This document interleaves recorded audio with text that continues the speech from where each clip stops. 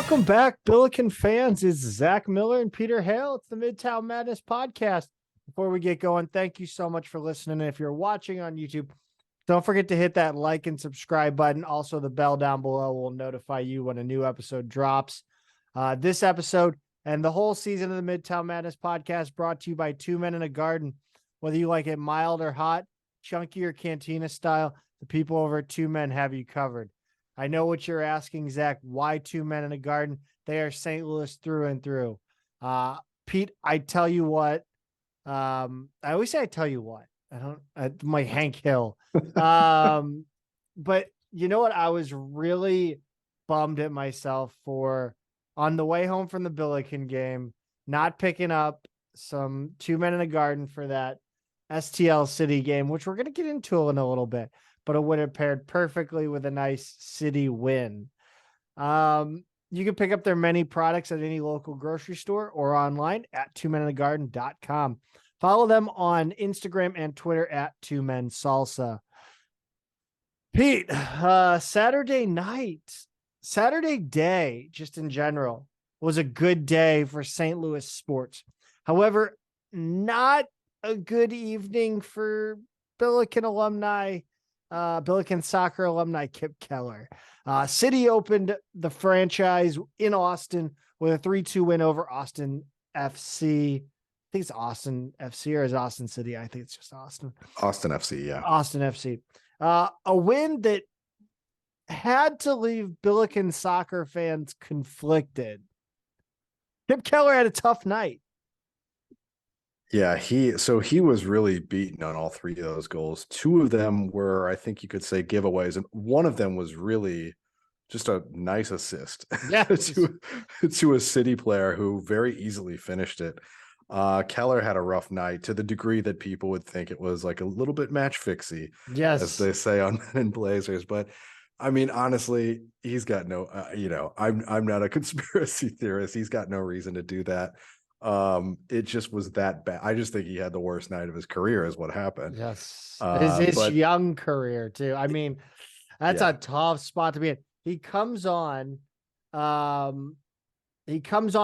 an injured, the main center back, in like the 15th minute, I think. And, proceeds to have a shocker. I rewatched the highlight though. And on the giveaway, not the giveaway, the perfect pass back. Sure. Dude called for the ball.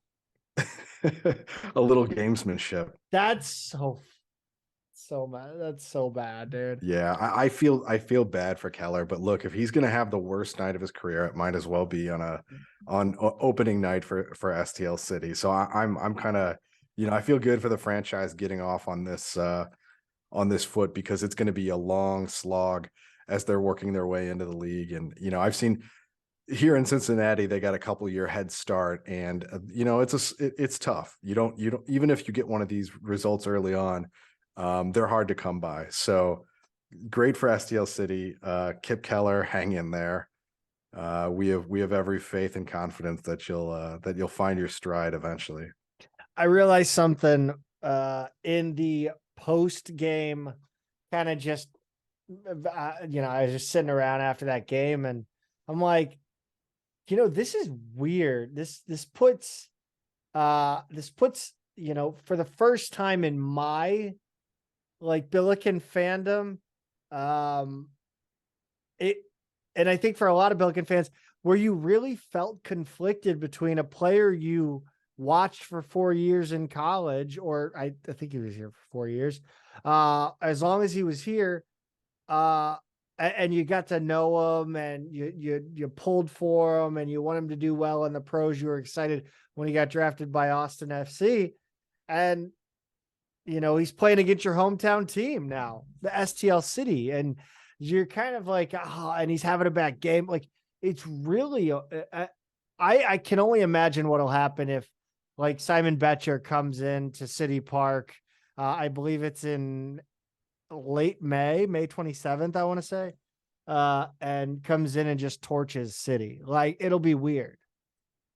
It will. And yeah, when you made that point, it kind of had me thinking too, SLU putting players in the pros has never really been an issue before, right? Like we don't have an NBA team that a Larry Hughes in the day or now Jordan Goodwin can come back and try and have a career night in front of their hometown against a local team. You know, I guess we've had a couple guys make it to the MLB. I don't think it's ever really come up head to head. Yeah, right. It has. I want to say Norwood pitched against the Cardinals when he was Toronto Cubs. Oh, when he was in the Cubs. Okay. Yeah, Right. I think so. Okay. And then Phillies, maybe somebody was with the Phillies. It might have been Norwood again. Yeah. But I mean, it's that's a whole nother thing. I mean, you don't watch every game. You're not Sure. like living and dying with every pitch, Yeah. every hit. You know, it's 162 games. I mean, Yes, it is. Yeah. Yeah. So every day. But so now you've got a local top flight pro team, and it happens to be in a league where SLU is routinely putting players in. I mean, what do we have? I think 5 active right now in MLS. Yeah. Per that graphic that was shared by the men's soccer program the other day. Yep. So this, I mean, get used to it. You know, like Betcher's a perfect example. We could very well see him in a couple months. So this is it's new territory for us, but it's kind of fun. We mentioned Jordan Goodwin in that last little bit there. Big, and I think I'm still underselling it. Big news between Jordan Goodwin and the Washington Wizards. They converted his 2-way contract into a full multi-year contract. We don't know the exact terms yet, but you're right. This is huge news. I mean, this is a guy's dream playing out in real time, you know. A multi-year deal in the NBA is, man, I mean, I don't know how else to say it. It's his dream come true. This is what everybody is out there playing for, you know, in college. And Goodwin did it through sheer hard work and determination. He wasn't drafted. He had to go through the grind of, you know, playing in the G League, working his way up to the top roster, back down, back up again. They dropped Will Barton to make it happen. And, that's kind of funny. I know. I like that one. Well, you know, I'm not rooting against any specific guy, but yeah, but if it was a 2012 Memphis player, sure. So anyway, yeah, it's great news for Goodwin. Really excited to see him stick, you know, in the league, and even though it's not with a franchise that has been very good at all, he's getting his shot, and he's absolutely earned it. Yeah, and I think, man, it was one of those things where Jordan Goodwin gets signed to the G League contract, the 2-way, the 10, and you're kind of a Billiken fan. You've seen the history here. You've seen, you know, guy like Willie Reed, who obviously, I mean, the work ethic was I mean, back then obviously was nowhere near what Jordan Goodwin is at the same age.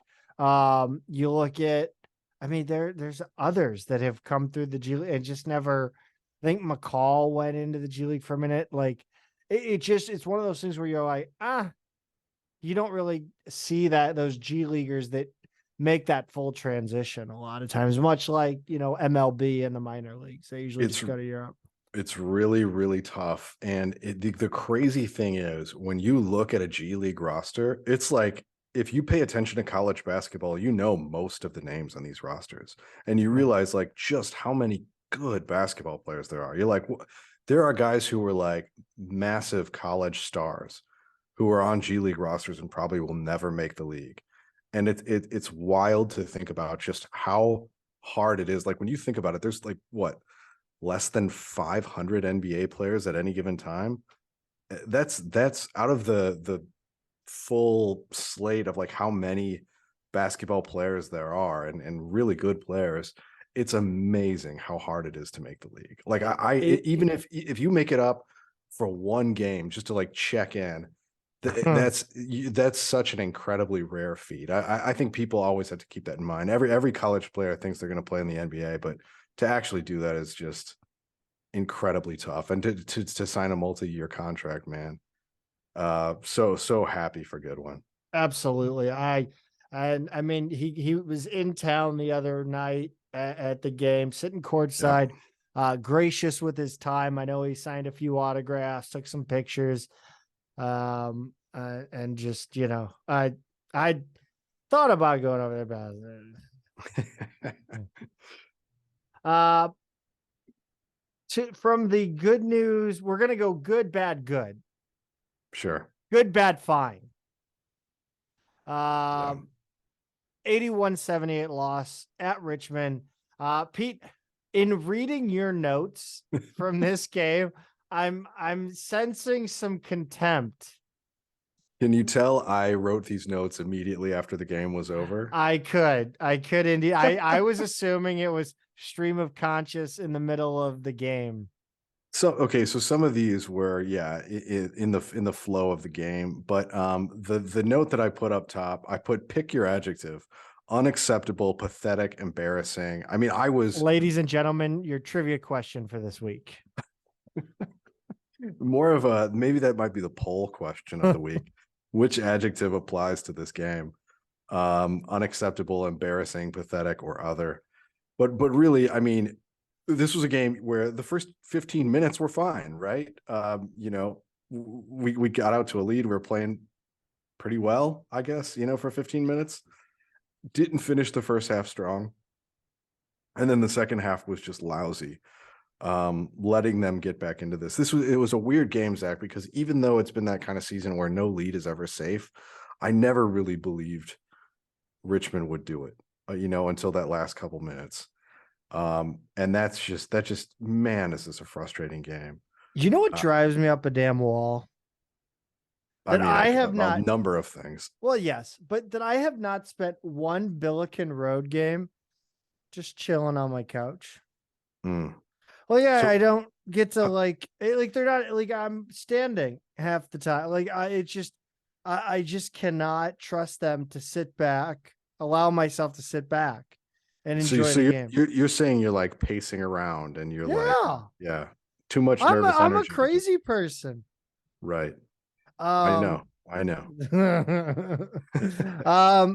I wonder about this. I want to throw it, I guess we'll pile on Travis Ford here, but it does seem like when we don't end a half strong, we don't come out well in the second half. Now, I mean, just to talk this out, could it be that, there's a correction being made by the opposite team in that end of the first half, and then the coaches aren't catching it? They're making the adjustment. They're saying, hey man, we played well, let's not adjust anything, but we're seeing a trend the last 5 minutes. And I mean, they're not game planning for it in the second half. I just don't understand how you go to the locker room and you just watch something for 5 minutes and not come back out and at least do something that counters that.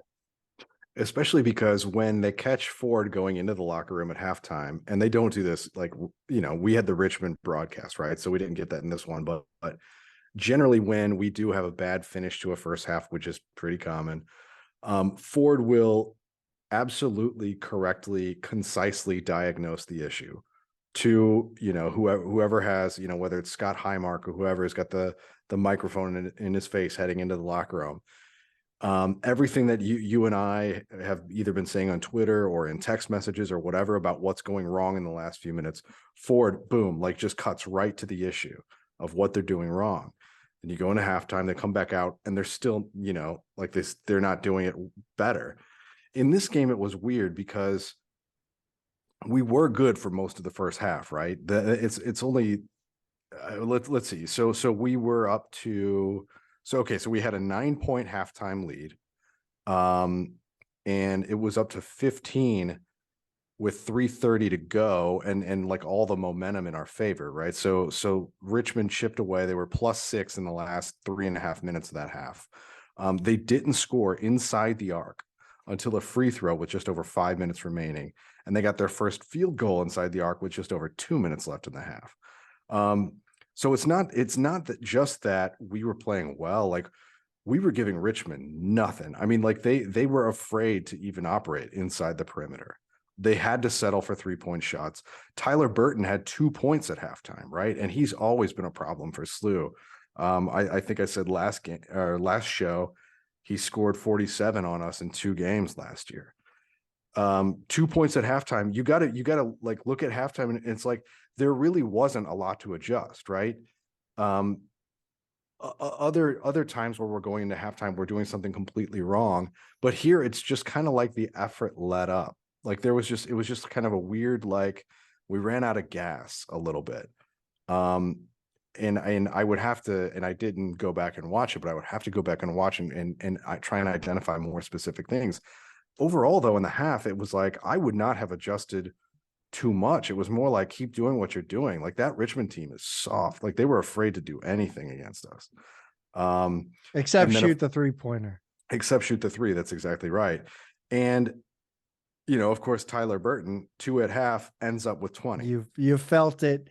That's when I knew like it was nervy. When he had 2 at half and it was within 10. Well, look, I mean, you knew he was going to be the focal point, right? In the second half. Like he's not just going to go, you know what, guys, not my night. Let's keep shooting 25 footers because that's the only thing we can get uncontested in this game and hope we make enough of them. Like, no, absolutely not. They're not going to do that. Even with Chris Mooney in the hospital or whatever, and their top assistant coaching, they were going to find a way to get Burton way more involved, and they did. Yep. He ended up with 20. First lead of the game, minute 10. Oh, Jesus Christ. A minute 10 remaining was their first lead of the game. I mean, that's just how many seniors are on this team? That's okay. So that's a point that I do have later in the notes, because it's like we are one of the most experienced teams in the nation, right? It's not just seniors, because like Yuri Collins is a senior. He's a 4th-year player, but we've got Okoro, Forrester, Pickett, Perkins. Those are all 5th-year guys. It's not just seniors. Like we've got a lot of guys in their 5th year. Jimerson, Hargrove. I know a lot of these guys, it's hard to actually say what class they're in, but they're 4th and 5th year players, our whole rotation, basically.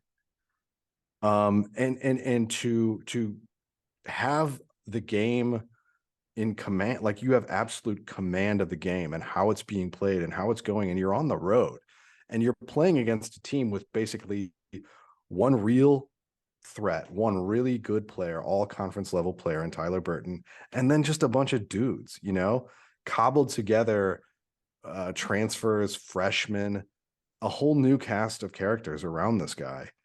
And you're going to let them come back on you and take what was a double digit lead. I just, man, oh man. Dude, I'm going to take this one off Ford in a lot of ways. Like, I think it's been done to death. Like, we get it. People are not happy with Travis Ford. People are not happy with 4th place, or, the finishes he's had here at SLU. They're not happy with the way this season has gone. I get that. And I commiserate. I'm not happy either. I'm done arguing, as I've said in the past. But you can, there are these games, like there's something to be said about having the balls to like just make the adjustment yourself. Like you've played basketball long enough to assert yourself and to assert your knowledge and your experience in a way that says, hey, like, this is what I'm seeing out on the floor. Like, let's fix this. This is bullshit. Just do it.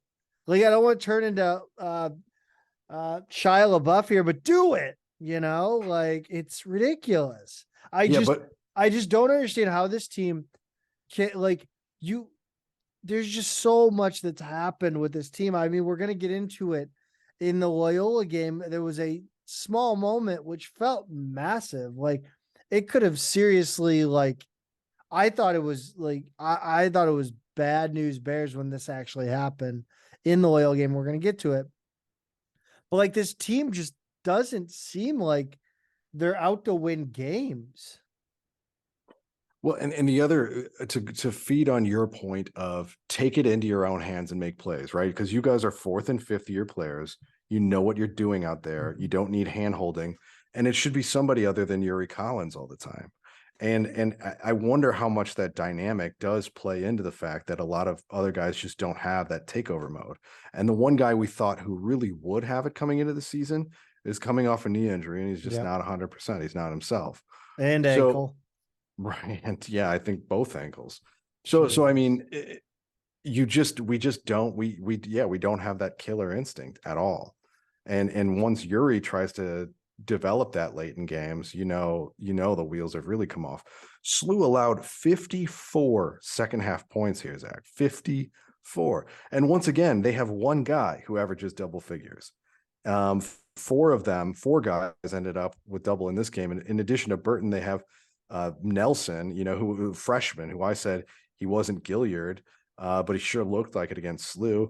Grace had more than double his average. That's stiff ass. Roche had 10 points. And yeah, they're not just stiffs. I mean, they're soft. Like if I'm SLU, if I'm like a 5th year senior looking across the floor at these guys, it's like, it's on. Like you guys, Matt Grace, they are not great. Matt Grace looks like he plays power forward at Tree Hill High School. Yeah. No, I know. They're not intimidating at all. They're not good rebounders. They play slow. They're not athletic. Aside from Tyler Burton, man, this is not a great college team. And I'm just really shocked that you understood my One Tree Hill reference. No, I was just you were smiling and nodding. You were smiling and nodding. I was being polite. Yes. I've never seen the show. I want to ask you that final possession. No, I don't want to talk about One Tree Hill. The final possession. So we wind up with bad shots from both Jimerson and Perkins, and then Collins has a shot to get the ball, but he's too busy yelling at the ref to let the clock and just lets the clock expire. Buddy, was I angry. Dude, was I so I'm sitting him next game, swear to God. I'm sitting him. When he's like sitting there with his arms up looking at the ref like this, I'm like, the clock is going, like the clock's ticking. There was no whistle. What are you doing? But that's him. That's his MO, man. He's done that all freaking season. He's complained like he was at his worst when he's complaining at the ref. It's always at his worst. Yeah. And I don't like that. That attitude's dog shit too. Well, I mean, when I just think I do it. Oh, I'm terrible at it, but like I'm terrible about it. I'm always yelling at the ref and like indoor and shit. But like Yuri dude, you are the leader. Like stay focused on the game. Let Travis be the whiny guy on the sideline. Like that's fine. But like, dude, I just. Well, the frustrating thing for me here, right? Like this is a game where he winds up with 17 assists, which is like his 3rd or 4th best ever. But he reverts to that hero ball thing down the stretch, which as soon as you see him in a close game or in a game where we're behind, and he's just trying to take it to the rim every time, we're in trouble, right? I mean, like that's worked so few times, and we've actually come out on top. And in this one, it absolutely was not what we wanted. It's not what we needed. It's like, you're by that point, he's got 15 or 16 assists. It's like, keep moving the ball around, like get guys open. Jimerson, Javante, they're both 50% from 3. You like get them open. Don't just try and take it yourself. That's another thing, man. Like it's ridiculous. I don't see us. We're either the worst screen setters, or we're getting held to a level that has never been seen in college basketball and not having it called. Because like I'm seeing all these teams get open for threes against us all the damn time, and we can't ever get open. So what are we doing? Are we not varying our action? Are we not what I mean, clearly not enough, like that's, I don't know. When you've got a guy, Javante Perkins ends up with 28 points in this game. Gibson Jimerson 19. He had 15 in the first half, and then we can't find him in the second. We're clearly not doing enough. Like that. We don't need Yuri Collins taking a 1-on-3 contested layup against guys who are 6 to 12 inches taller than him. We need him to be finding open shooters. Those guys can really shoot. Here's an idea. Let's put the ball in Perkins' hand to start the action. Let's put the ball in Jimerson's hand to start the action. I don't care. Like, do something different. Mix up our looks. It's so weird to me that Travis Ford will mix up defenses, but he won't just like permanently go to switching.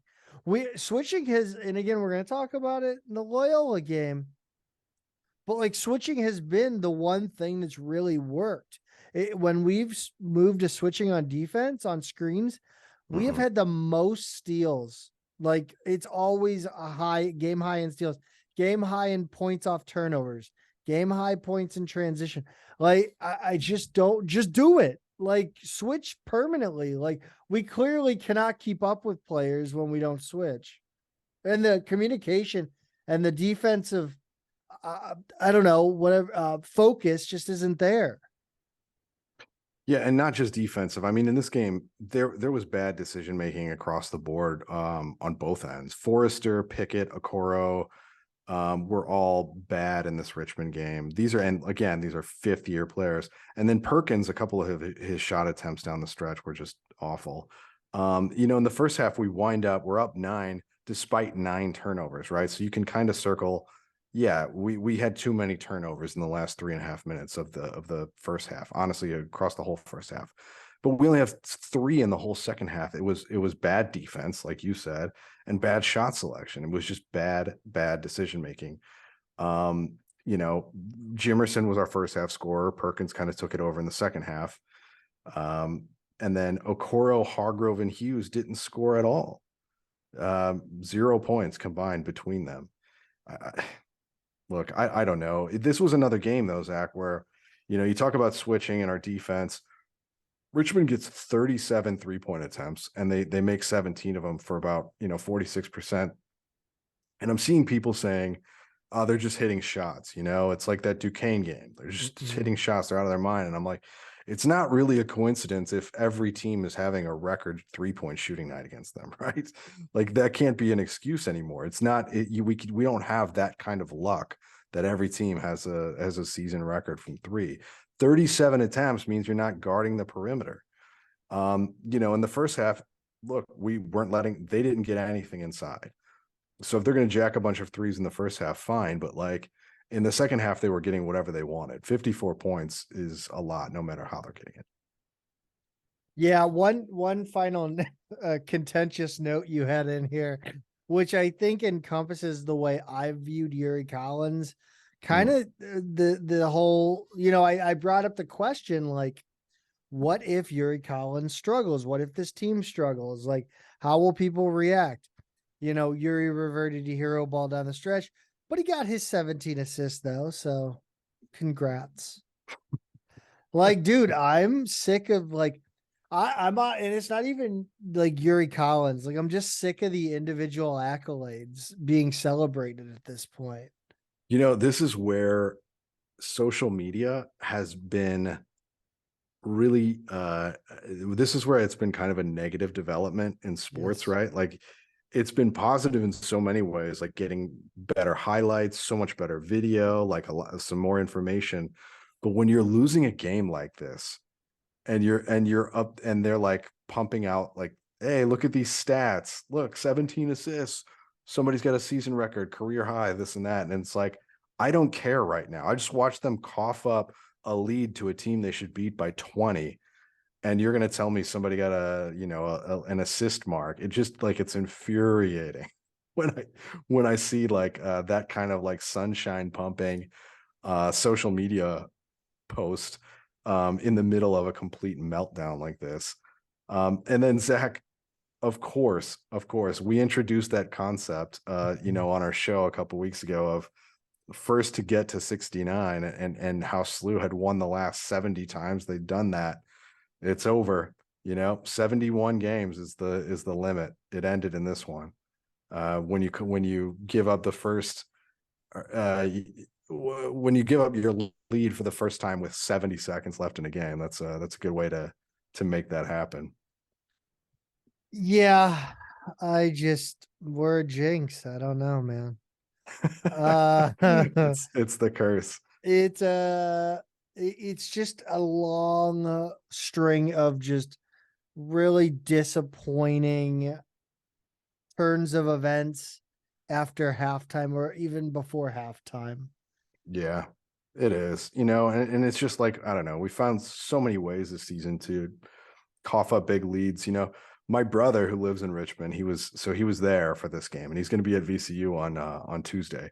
So I went with him to the Richmond game last year, and he texted me at the end of this game, my last 4 SLU games in person, blew a 13-point second half lead against Auburn. That was last season, not this season.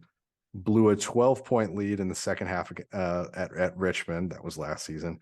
Blew a massive lead against SIUE. He couldn't even remember how high that lead was.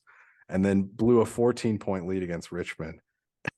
To me, I'm like, that's the last 4 games my brother's seen. I was with him in person for all of those until this last one. And I feel so bad because I'm always like, yeah, let's go catch a game, good brotherly activity. And these are the games that he's seeing, but it's like, this is just what this team does. They give up massive leads. So I was really in the dumps after this one, Zach. I didn't have anything positive to take from it. Heavy sedation is how I've been dealing. Yeah. Well, they followed it up by taking care of business here in St. Louis against Loyola. The second half of the I-40, I don't know, whatever you want to call it. I-55. I-55, who cares? Well, when Loyola gets good and we get better, we'll come up with a name. Yeah. Saturday the 25th, 81-62 win. Pete, I gotta say, outstanding attendance for this one. It really felt like a big time Saturday here in St. Louis. You had Blues at 2:30. City had their match at 7:30, sandwiching this Billiken game. Last place Loyola and a struggling Billiken team. Funny to say struggling, because we're still like mathematically in it for the first place. Right. But yeah, I mean, I think this is why Billiken fans are continuing to bang the drum for Westward Conference expansion and cringe every time a Charleston or a High Point gets mentioned. We're talking about more like Belmont, Pete. Right. Yeah, I think that's right. And sometimes you'll hear a name like Wichita come across or something like that. But I think you're absolutely right. Like, this is Loyola, even though they have not necessarily performed how you would want them to on both the men's and women's side. This is a very, very welcome addition geographically, culturally, for SLU fans. I think it's been a really positive development for us. And it seems like you said they had a pretty good contingent there too, right? Yeah, they weren't like audibly noticeable, but you walked around and you saw the scarves, you saw people wearing maroon. A lot of people wearing city gear, which was kind of I've softened a little bit on my like, what do you wear to Billiken games? Like, just don't wear like Mizzou or red. Just, blue, white, gray, black, whatever.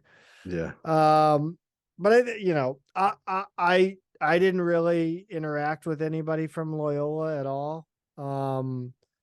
Just kind of how things went. I saw there was a couple maybe within like shouting distance of me, and by shouting I mean like, hey, what's up? Like, not like Zach shouts at a game shouting. But yeah, no, it was nice, and I wish we could fill the arena like that more often. Obviously there was a True Blue Fan Fest before the game. I'm sure Loyola did a alumni. It was a Saturday. I can't even begin to imagine how many Billiken fans would have been. I mean, it would have been a sold out game up there in Chicago if that had been on a weekend. Yeah, for sure. This game was Jimerson, Pete. 21 points, 6 rebounds, 4 assists on 7 of 16 shooting, 3 of 7 from 3, perfect from the line, no turnovers, no fouls. That's a nice, clean performance, Zach. I mean, like you can't really ask much more from him. I mean, that's a perfect Jimerson game right there. Are we saying this is Jimerson's team now? Oh, I mean, just the way the team runs, you still got to say it's Yuri, but this is now Jimerson has scored above 20, and I want to say 6 of the last 7 games, and the one where he didn't was 19 against Richmond. So I think he's averaging right around 21 over the last 7, maybe 8 games. He's really come into his own lately. He's just finding ways to get it done. So, hey, if you want to say that, I'm not gonna bristle. Pickett, exceptional game on the boards. In the arena, obviously I'm a vibes guy, but the box score says 2 offensive rebounds, but man, I thought he had at least 3 tip-ins alone. There was one tip in where he and Forrester were both right there, and I actually thought Forrester got it first, but on the replay it was clearly Pickett.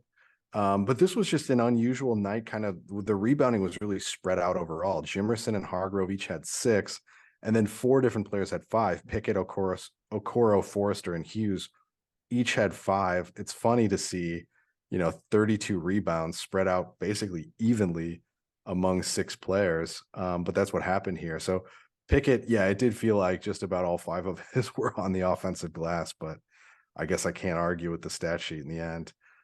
Pete, when the rebounds are spread out like this, to me, it says this is either really good rebounding, positioning, and boxing out, or Loyola just didn't care to crash the boards on offense. Yeah, or it can mean like, somebody's just having an awful shooting night, right? They were definitely having that. Yeah, I mean, like so that contributes to it as well. I think they end up 43% from the field. They were 27% from 3. Missed a few free throws too. So they certainly didn't have a very good shooting night. SLU was a little better in every category. So that contributes to it as well. But we knew going into Loyola several weeks ago when we were up there, they're just not a good rebounding team. They're just not. No, they have, Golden and Alston, man, I am shocked that he doesn't rebound better than he does. I'm assuming just a lack of fundamentals there because with his size and strength, man, Jesus. He had a massive dunk too in that one. Yeah, I know he's a transfer, and what is he a junior now? I wish he were a guy who had a little bit more time in college, because I think in a couple of years he would be amazing. Although I'm assuming he returns next year, I think he's going to be pretty formidable. Couple of notes. It was good to see the bench. I rewatched the game. I left a little early so I could grab some food and watch City. But it was good on the replay to see. Well, first of all, let's talk about Okoro and Forrester. They were extremely efficient in this one. 7 of 8 from the floor and 1 of 1 from 3-point range. I know. How unexpected was that? And not just a 3-pointer, but look, I don't mind at all if they're not scoring much. I really want them defending, rebounding, staying out of foul trouble. And if they aren't needed to score, I'm fine with that. Look, if they're gonna score 10, 12, 15 points a piece, fine with that too. But it doesn't bother me at all. If they're just efficient like this, I like that better. 7 of 8 from the field combined for them is fantastic. Never expected a 3-pointer though. I want to hear what Ford said in his head when that was attempted. I'm sure Forrester will tell you he called bank though. I don't know what Travis is saying. Fun little notes. The bench got in the game. That was what I was leading into. And it was good to see the starters get excited for the bench. I think that's something that, again, we haven't seen all of except for non-conference 1 or 2 games. And those were exhibitions, I think. So it was really good to see the bench kind of rally around the bench, I guess. Cisse scores 2 points in 1 minute. Lamont Evans Jr. recorded a steal in his lone minute, and Phil Jones recorded 2 trillion. If you're playing along at home, that's minutes played and then doing absolutely nothing else statistically significant, as created by my guy, Mark Titus. And we kind of mentioned it a little bit. Loyola had just an awful shooting night in this one, Pete. Yeah, they did. Back to the bench for a second. I think we've been on SLU's case all year about kind of their body language and not really looking like they're always into it.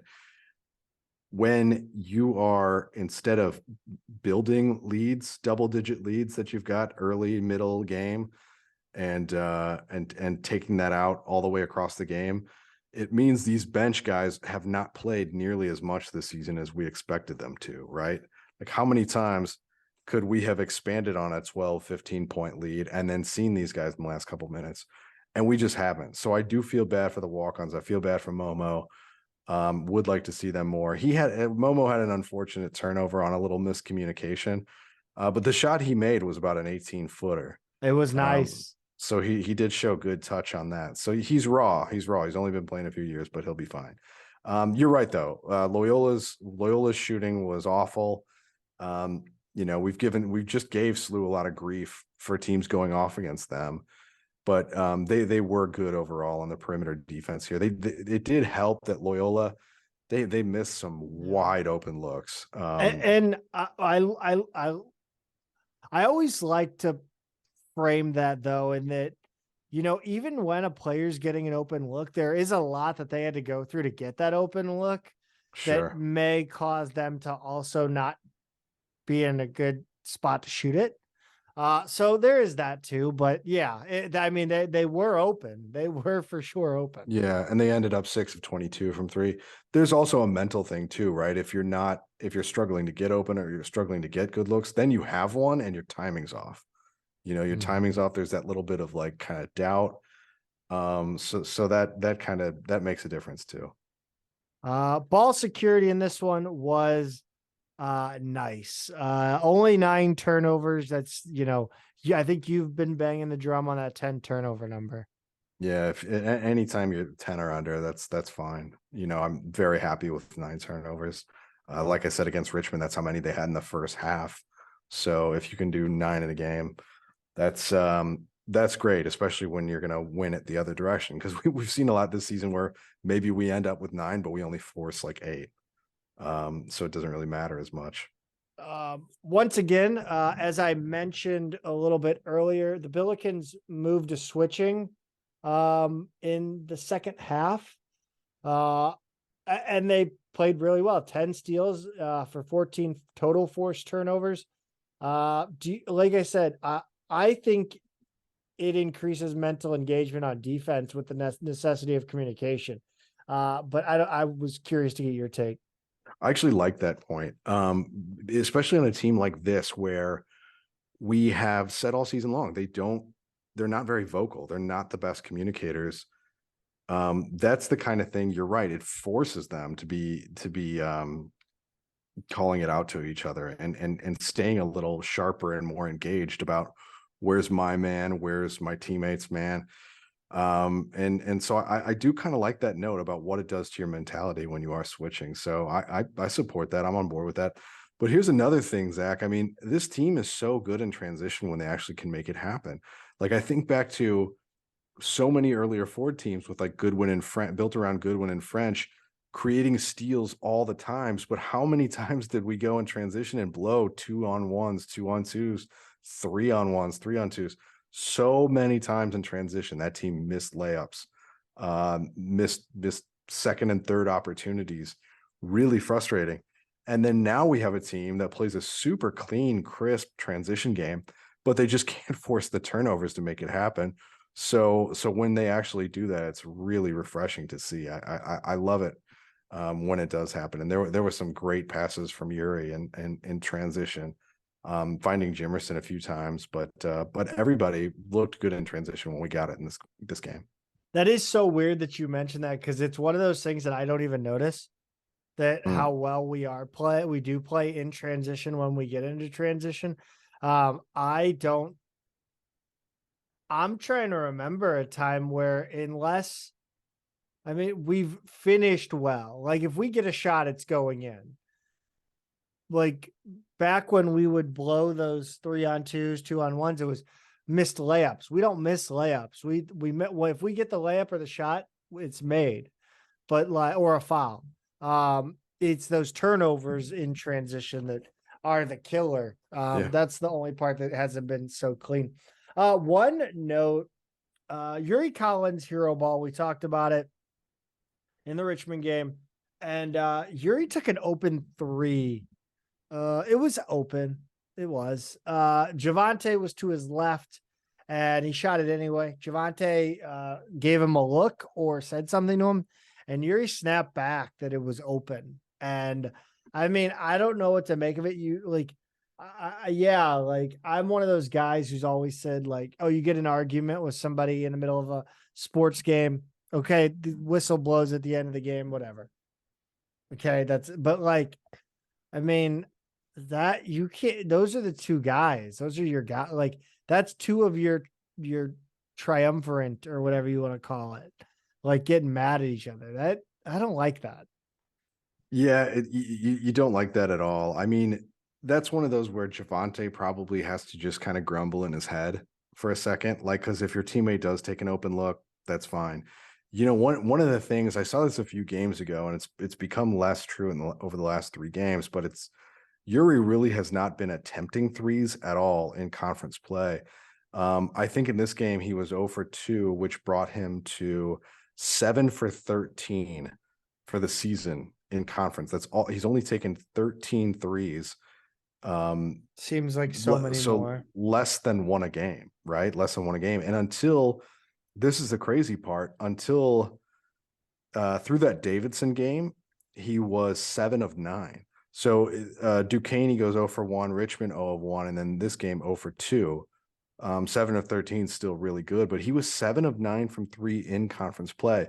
So that's another thing Perkins has to be mindful of, is like he has not attempted many threes at all, and when he has, he's been really effective with it. Like he's really taken what's given him there. We've been on his case all season about his layups and shot selection there, and wanting him to be more opportunistic, but that's what he's doing from 3. He's really only taking it when he's truly open, in rhythm, and that's been good. I think when we've kind of thought of him not taking as good a threes, that was really earlier in the season that we were seeing that. Yeah, and I think it's his pull-up game that I don't love either. I think he's got to get to the paint. Sure. He's got to get to that. His feet got to be touching the paint for him to, or within a step of the paint, right? Like if he put a pivot, he'd be in the lane. That pull-up, he likes to kind of shoot it 15-ish feet away, fading away. I don't always love the fade away, but he does kind of he has the kind of shot where even if it hits the rim first, you're like, it kind of still has a chance. Like it's a soft landing on his mid-range jumper. It feels like a 50-50 ball to me. So I don't hate it, but I do think he goes to it too much at the wrong times.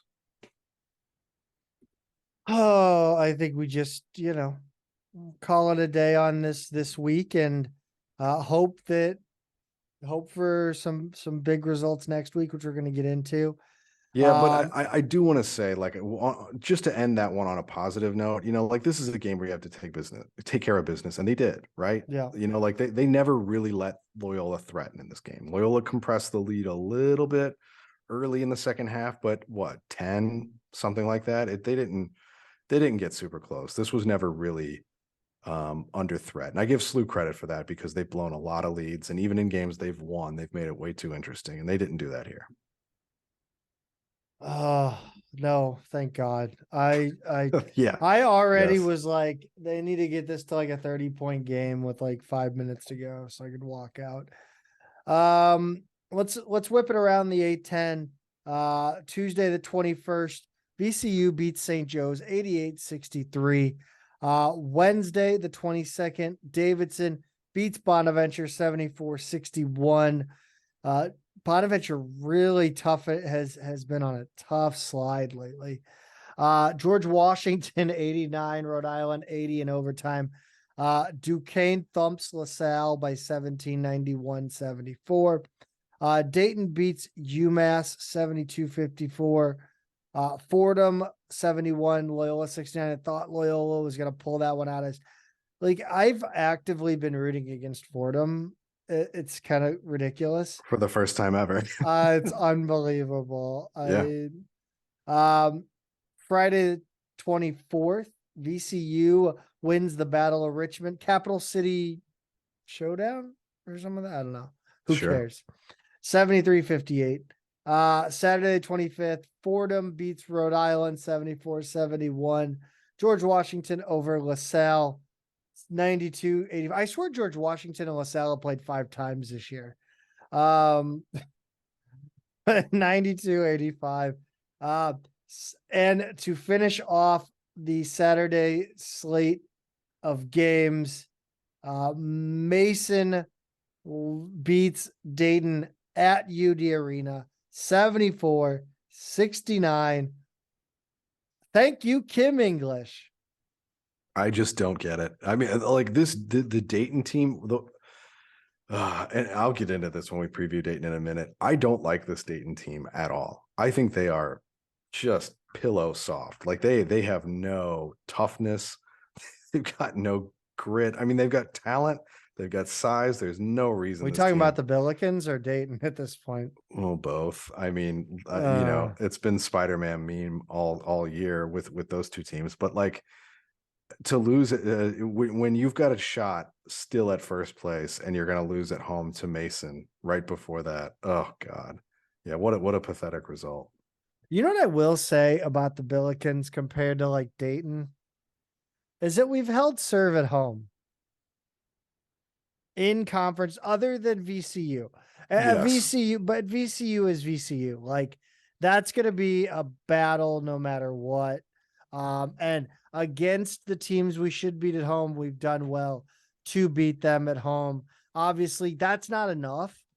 But like if we're just talking in the context of this season, like, hey, we're up here for a reason, right?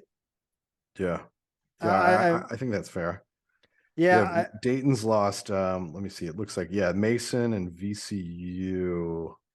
Looks like that might be it at home. And then VCU lost to Bonaventure at home. Yeah. And lost to Dayton at home. If we can, we have to hold serve against Dayton for me to look at this and be like, okay, within the context of this season, we're up there. We like it's a solid top 4 finish. Right. I would like us to finish second at worst. We're gonna need two big games here starting on Tuesday, but we're gonna it's just I'm so frustrated with this thing. I go back and forth every damn game. I think I saw Brian Spelcy tweet like when it was some sports book tweet. It was like, what moment made you say, nope, I'm done with this team? And he said, every Billiken loss. Yeah. And I think that's just horrifyingly accurate. Yeah. St. Bonaventure 89, St. Joe's 76 on Sunday the 26th.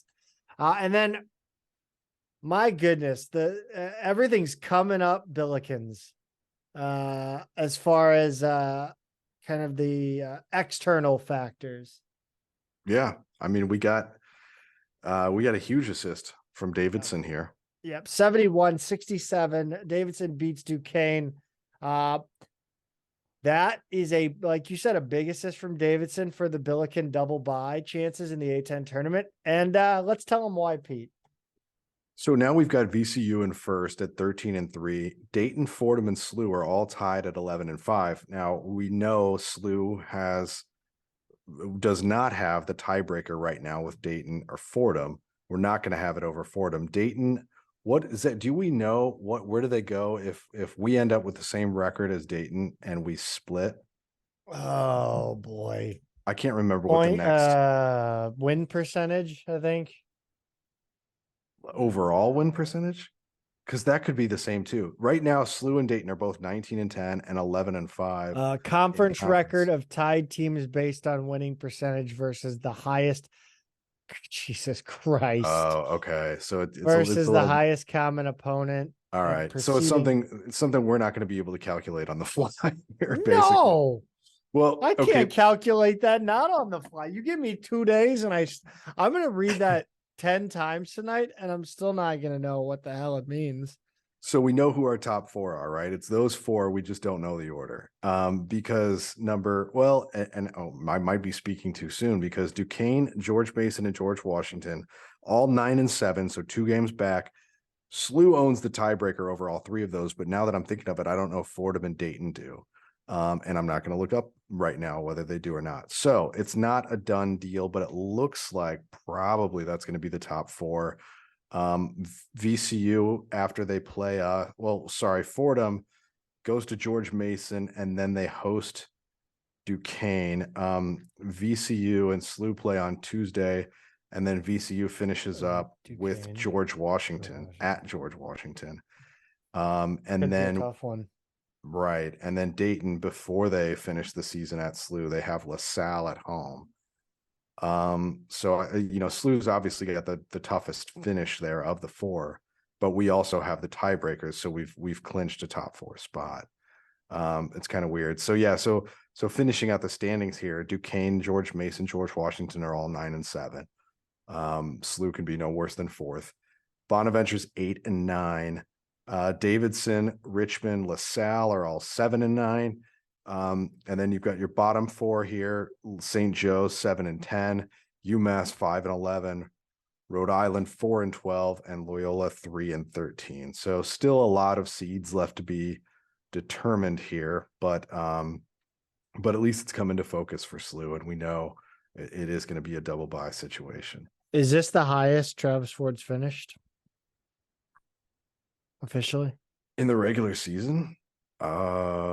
Doesn't he have one other top 4 finish? Oh my God, I can't remember now. It wasn't last year. I thought he had one. He had 5th, 4th, yes, 2020, 21. So COVID. Yeah. And then so he's had 2 4ths. Yeah, because we were going to be the 4 seed in the tournament that got canceled. Yes. Right? Yes. Because I remember that Friday was when they shut everything down and I had taken off a half day to watch the game.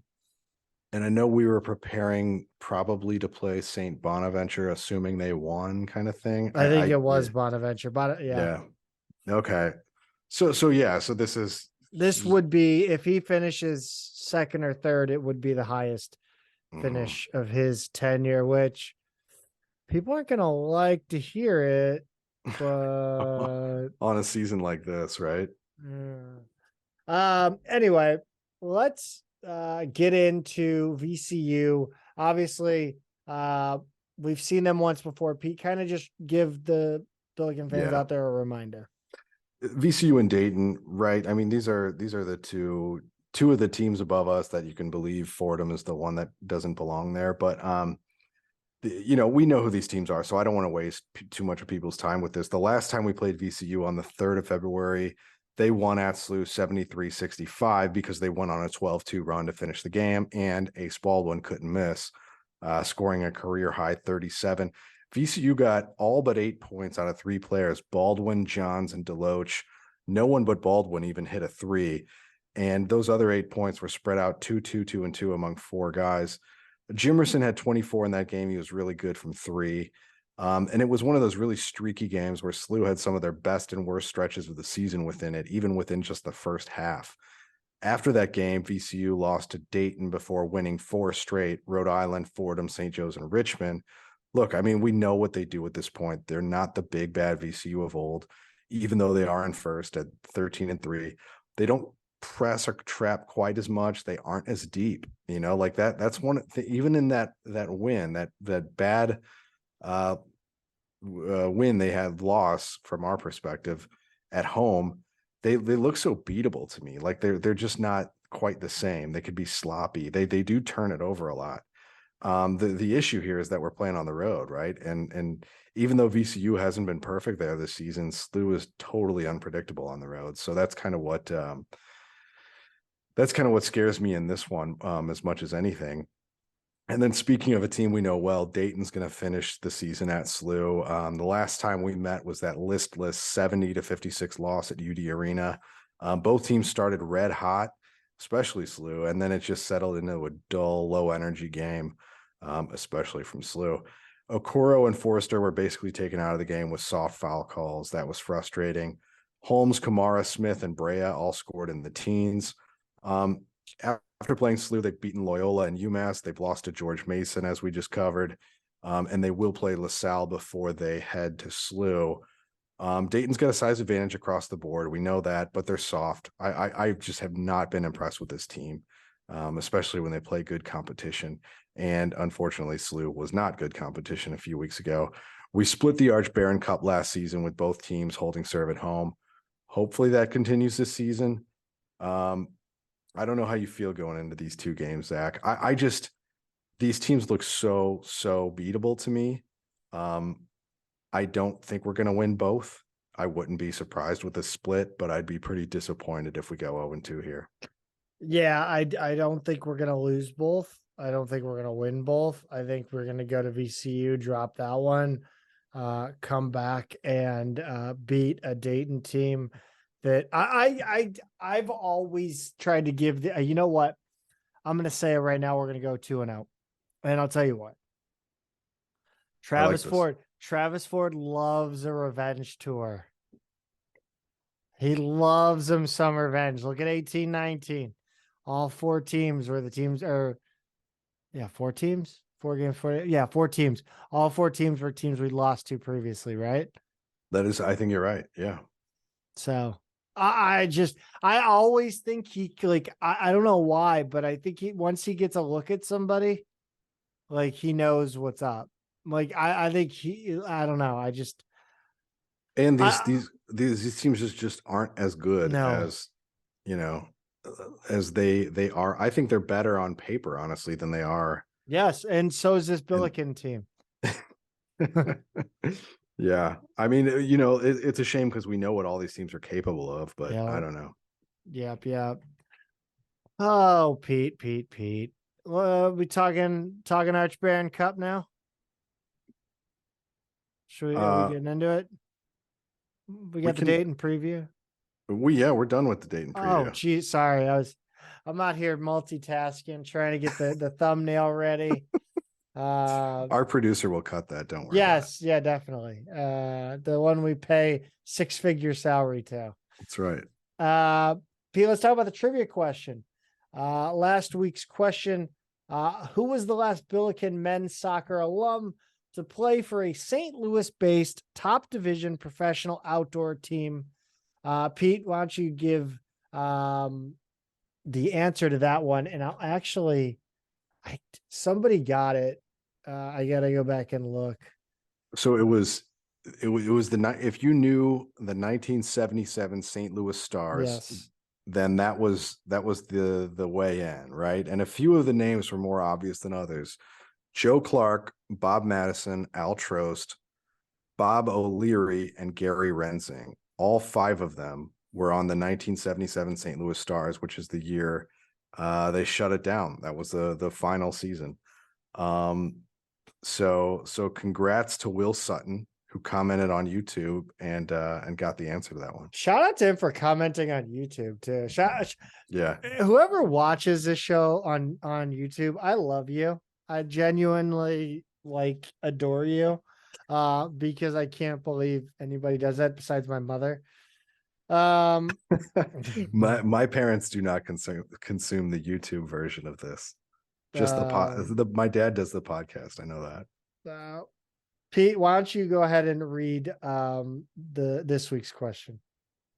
Yeah, so which A10 team has SLU played less than any other in history, and which has it played the most? So I'm looking for total times SLU has played an A10 opponent for the whole program history, even before the other team or SLU was in the A10. And then I want the most and the least. And I'm kind of seeing if, and obviously honor code here, trivia honor code as always. Nobody abides by that code. You don't have to give me exactly how many times we've played, but I kind of want to see what people do here. Like, cause I'm wondering how, yeah, I don't know. I don't want to hint too much, but I'm curious. Pete, let's talk some women's hoops. They've been on a magical run. But you know what else is magical? 2 men in a garden. Just like a pro every week. I love it. So my wife and I got out of town for a couple days this weekend, just to, treat ourselves. We're both, it's the middle section here between where we both turned 40, and we needed to get away for 48 hours. While we did that, my parents came to town to watch the kids. And I'm looking in the fridge and making sure, they've got everything they need for the weekend for the kids. We had an open jar of grocery store pickles, a local brand here in Cincinnati, but I'm not, they don't sponsor the show, so I'm not gonna buzz market them.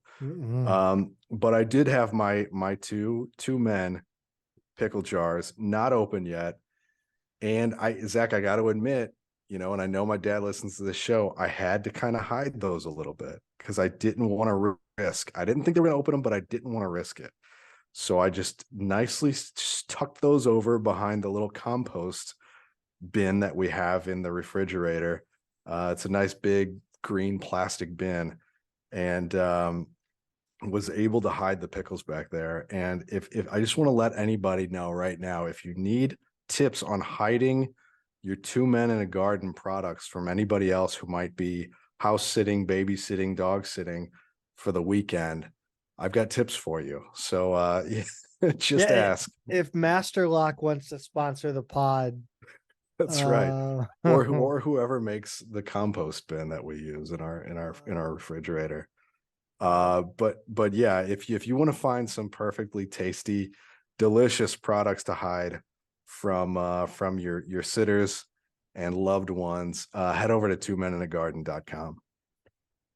77-75 win versus the number 1 seed currently in the A10 tournament, UMass, on Wednesday the 22nd.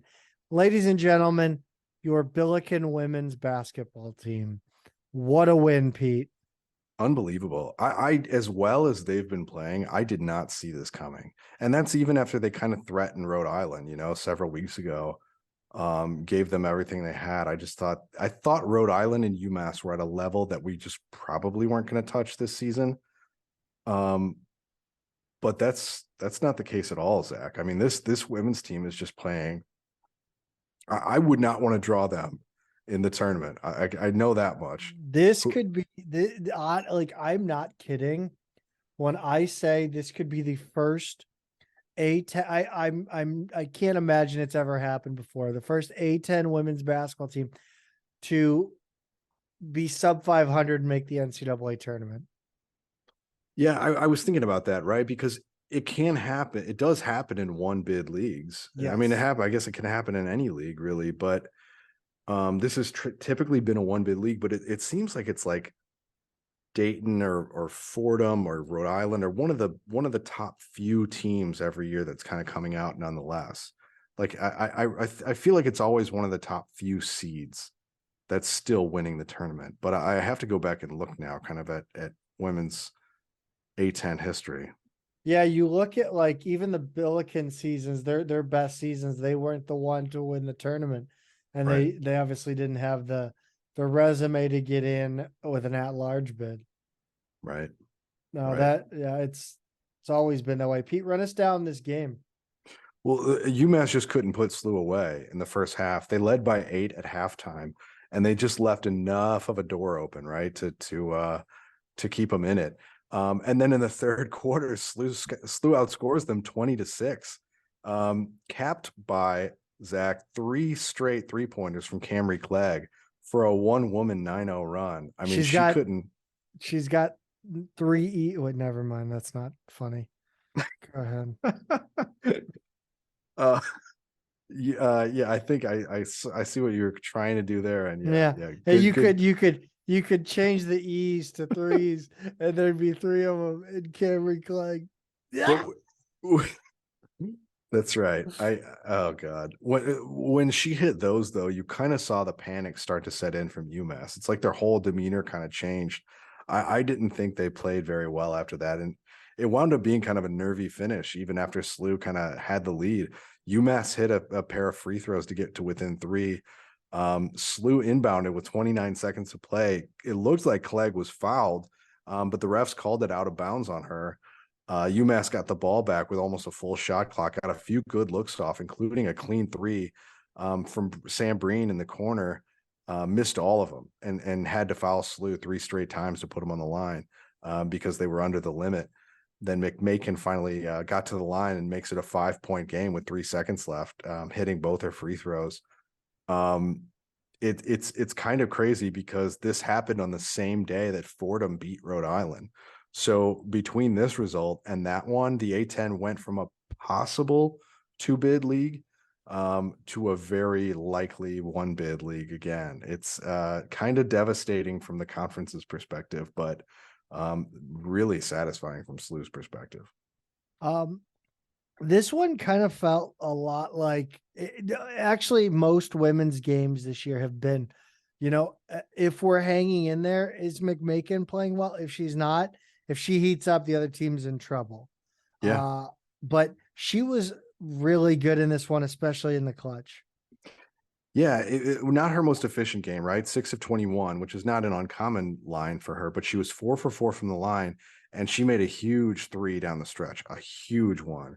When she hit that, it was a big sigh of relief. And it's funny you say that because it's really, it's all about her and what she's doing. It's one of two things. She's either hot or her shot selection is really good, right? And she's not missing a lot. Those are the two things. You just can't have a situation where she's clanking, because that can kind of be a recipe for disaster down the end.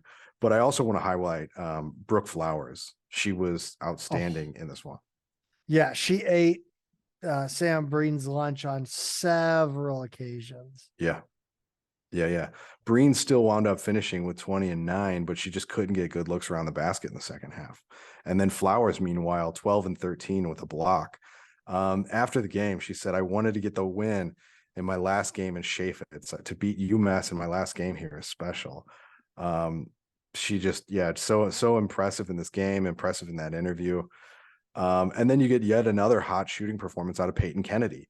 She's 4-5. Unbelievable, dude. Yeah. She is as pure as the driven snow. Do they have a sixth? I guess I don't think they'd call it sixth man of the year, but do they have a sixth woman of the year? I'm sure they do. Sixth player of the year. There. Oh, she's got to be. That has been such a perfect role for her to come off the bench. She hits 4 of 5 threes in this game, 5 of 7 overall, for 16 points. Zach, SLU made halftime adjustments, and they all kind of worked. Down 8, like I said, you left the door open, and SLU did it. Yeah, Flowers, great defense on Breen. They played at a good pace, but stayed in control. That's one thing we've talked about with Julia Martinez. Yep. Gave themselves great looks, and 7 of 12 from 3 in the second half, 50%, 10 of 20 for the game. Talk about Peyton Kennedy from beyond the arc, Cameron Clegg from beyond the arc.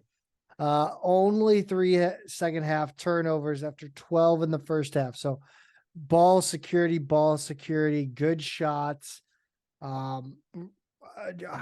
Dude, I love this team right now.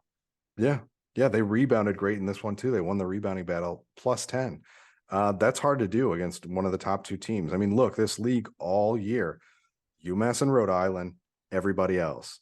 And now all of a sudden here at the end, SLU charges up, from the outside lane, and here they are, and they look great, and they finish even stronger.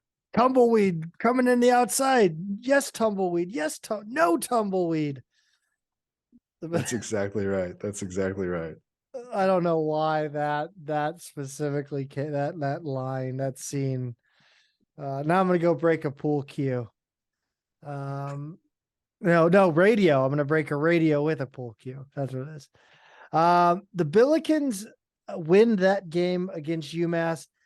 They secured the double bye with a 73-55 win at Loyola Chicago on the 25th. The juxtaposition of the first A10 game against Loyola and this game. I mean, talk about the motivation was there for the Billikens. This team is completely transformed. And one of the things I noticed in the post-game interview with both Coach Tillett and when Flowers talked after that UMass game, both of them said, now we look to Loyola and we're very, very motivated for that game. Like they both underlined it. Like we are motivated for that game because SLU completely laid an egg at home against Loyola earlier this season. And at that point, we didn't quite know Loyola was going to be a 1-win team in conference.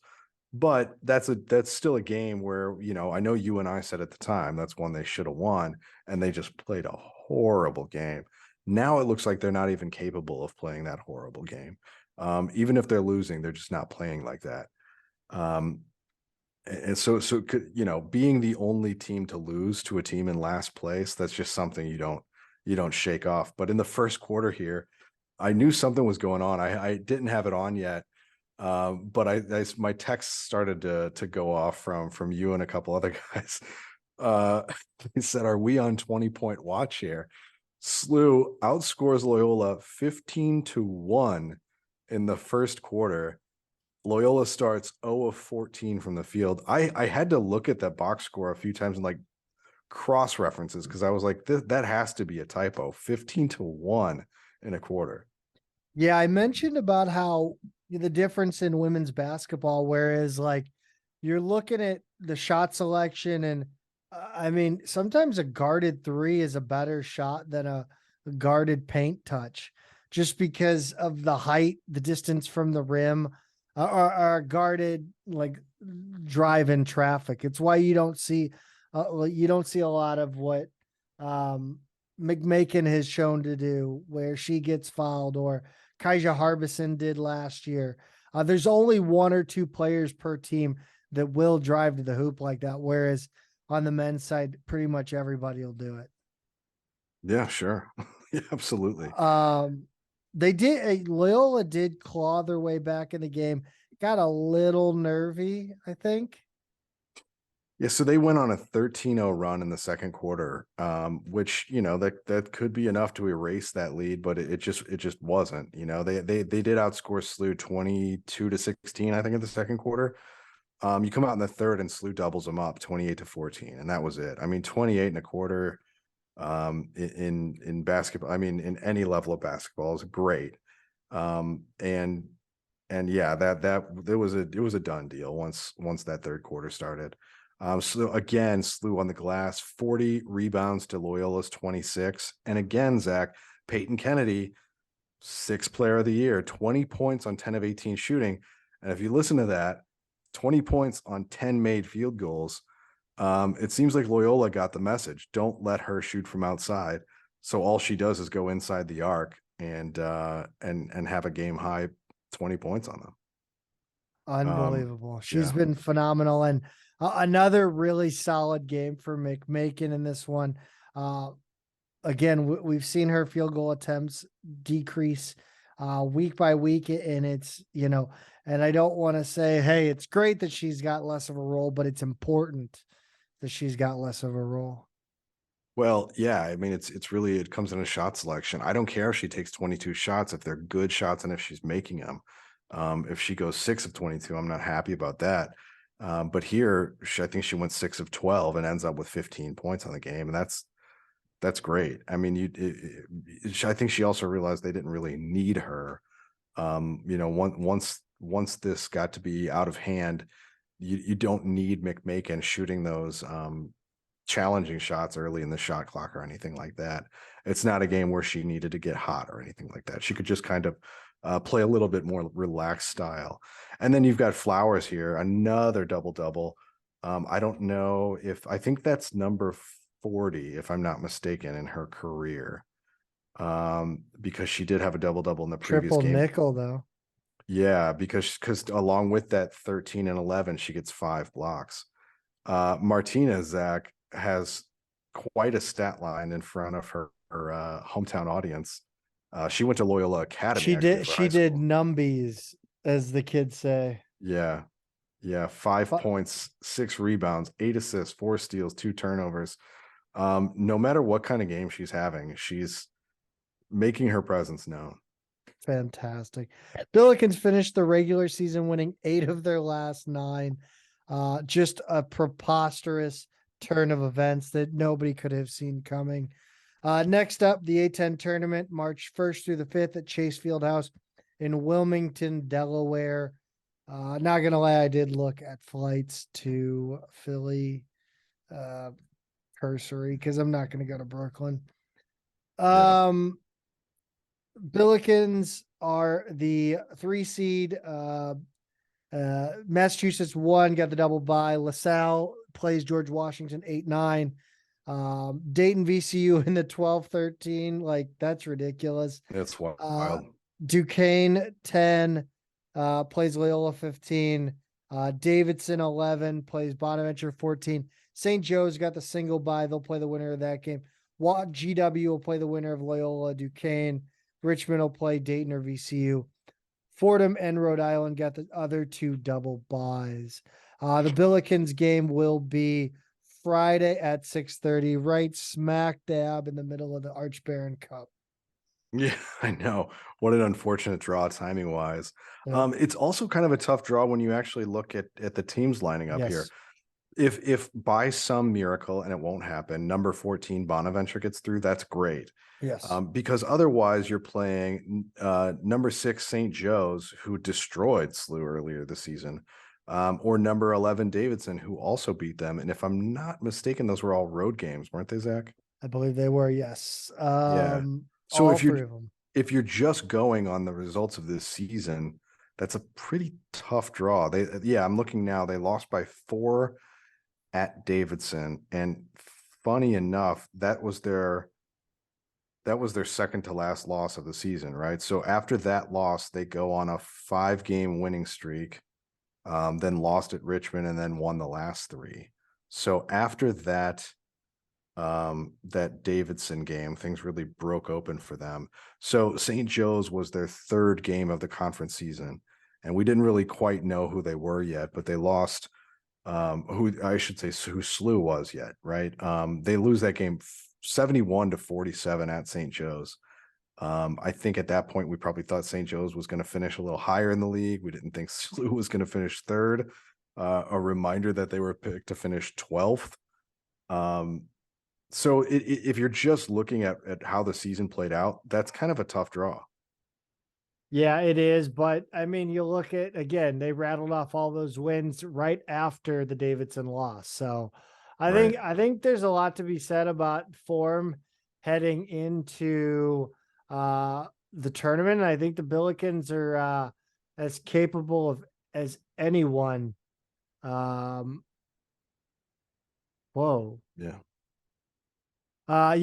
capable as anyone of winning the tournament and going on to the NCAA tournament.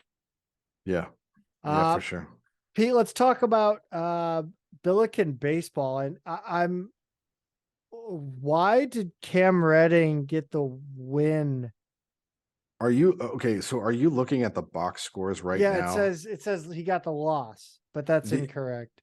The box scores are completely messed up. So I would, yeah, there's clearly a glitch in the system where like SLU players are on both sides of the ledger and the logos are not like everything's backwards. It's completely messed up.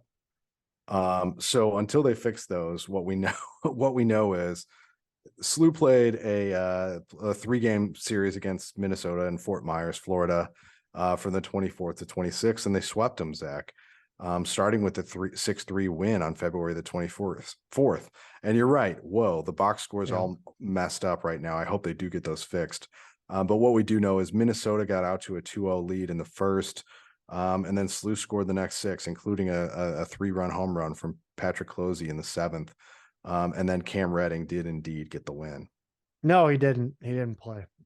He didn't play? No. So what I know, not Cam Redding hasn't played at all. Actually, that'll just go ahead and I'll just lead into my notes. Yeah. So Cam Redding, Dom Cusimano, Cody Jansen are all out injured. That's your first baseman, your third baseman, and your catcher. Arkansas transfer Evan Gray and JUCO, both pitchers, JUCO, Harrison Dubois, all out injured. This is a team that really needs to get healthy really fast. So then who did get the win? Yeah, Cam Redding hurt his wrist in the last game of the preseason or the last scrimmage. He got hit by a pitch and broke his wrist. He'll be out 6 weeks. Okay. I have no idea who got the win. Honestly, not a clue. But yeah, okay. I think these notes are probably way off. Let's just run down the. Yeah, well, I went. I did actually for the next 2. I threw out the box scores and just went from the recaps, which I think are correct. Yeah, that would be that. That's probably good. Yeah, 8-3 win, February 25th. Ben Sherrico was the winning pitcher. Tyler Fogarty hit his second homer of the year, a solo shot in the third, and 7 different Billikens got hits, spreading out the production at the plate. Yeah, and then on the 26th on Sunday, 16-9 win, but this was a crazy one. SLU scored 1 in the first, 4 in the fourth, and 2 in the 8th. So then each team scores 9 in the 9th. So SLU basically takes a 16-0 lead into the bottom of the 9th and gives up 9 runs. It's very weird. Or they took if you want to look at it another way, they took a 7-0 lead into the 9th. And the game ends up 16-9. It just doesn't make any sense. Owen Chafin threw 5 2/3 scoreless innings for the win. Ethan Sitzman went 3 for 4 with 2 RBIs and a run scored. Colin Bergman and Easton Richter each tallied 3 RBIs. So after this sweep, SLU's 3-3 on the season. They were swept by Marshall, swept Minnesota. So all is balanced in the universe. Next up, Zach, they've got SIUE at SIUE on Tuesday the 28th for a one-off, and then they host St. Thomas on March 3rd to 5th. Yeah, we're hopefully they're taking notes. The athletic department is taking notes on SIUE's baseball facility. Let's run down softball real quick, just to recap quickly. I know we're trying not to go 2 hours for you people. Utah Tech tournament in beautiful St. George, Utah, February 24th to 26th. They dropped a doubleheader on the 24th to Utah Tech. First game, 2-1, lost, nothing with the bats, just 4 hits, 17-5 in the second half of the doubleheader. Just a really tough loss. Pete, run us down the last 2 scores. Yeah, the first 2 against Utah Tech, second 2 they lost to Weber State, and neither of these were close. 12-4 loss on the 25th. The Chloe Wendling pitched 5 innings and had 5 earned runs. The SLU did get a 2-run shot from Jocelyn Abbott there to get a little bit on the board there. They scored 3 in the 6th, and then a 7-1 loss on the 26th Sunday against Weber State. The only run of the game came off a Natalie Sullivan triple, which sent Gabby Kowalik across the plate in the 3rd. Taylor Hockman took the loss in this one with 5 earned runs in 2 innings. Next up, they've got the Lipscomb tournament, March 3rd through the 5th in Nashville, Tennessee. which features the host school along with Providence and Youngstown State. Kind of a random grouping there. Men's tennis 7-0 versus Lindenwood on Thursday, the 23rd at St. Clair. Comeback 3-set win for Andres Castellanos in singles. Everyone ended up with the win as SLU swept Lindenwood. 7-0 loss versus Butler on Sunday, the 26th. Just one doubles match win. Andres Castellanos and Luca Leonardo. Next up, March 11th at Southern Indiana. Then in women's tennis, they beat Missouri Western 5-2 on Tuesday, the 21st at St. Clair. Fifth straight win for the program, which improved to 7-1 on the season. They swept doubles. Then they won 4 of 6 singles matches with Elizabeth Mintusova, Floriella Duran. Fiorella. Oh, sorry. That's an I, not an L. I need my glasses. Senia Alashina and Maya Spencer. Thank you. Yeah. So there you go. Next up on Thursday, March 2nd, they've got SIUE at St. Clair as well. Yeah, not exactly playing a tough schedule. No. Track and field, huge day for Toby Gillen. Most outstanding performer, winning gold in the 3,000 and 5,000 meter runs. His 3,000 time of 8:10:66 set a new meet record.